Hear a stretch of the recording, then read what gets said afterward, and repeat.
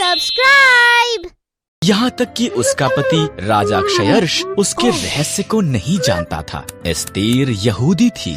Esther का रिश्तेदार Mordecai महल में कार्य करता था और उसकी देखभाल भी करता था।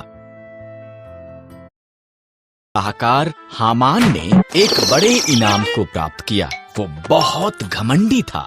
मोर्दकै के सिवा हर कोई उसके आगे सिर झुकाते थे। हामान अपमानित हुआ।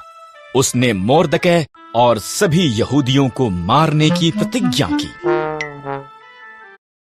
उसको बताया कि यहूदी खतरनाक थे और उन्हें मारना चाहिए। क्षयर्ष सहमत हो गया और उन्हें मारने की एक योजना बनाई। मोर्दकै डर गया था और रानी एस्तेर को ये संदेश भेजा।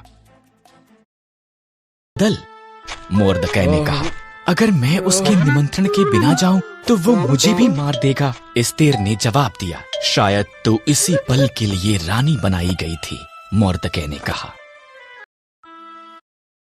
साथ ये प्रयास करने के लिए सहमत हुई। वो सिंहासन के कमरे में गई। राजा क्षयर्ष उसकी सुंदरता से चकित हुआ और उसे अंदर निमंत्रण दिया। क्या हम हामान के साथ रात का खाना खा सकते हैं? उसने पूछा। हामान पिछले आंगन में एक बड़े खंभे का निर्माण कर रहा था। उसने इस पर मोर्दकै को मारने की योजना बनाई थी। तब राजा का निमंत्रण आया, इसलिए हामान रात के खाने के लिए महल में गया।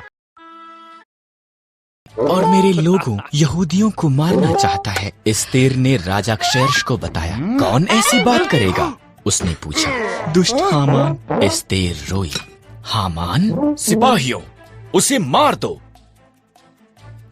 हामान उसी खंभे पर टांग दिया गया जो उसने मोर्दकै के लिए निर्माण किया था। एस्तेर के कारण यहूदी बचाए गए थे। उन्होंने एक बड़ा त्योहार मनाया जिसका वो आज तक भी जश्न मनाते हैं। सब्सक्राइब।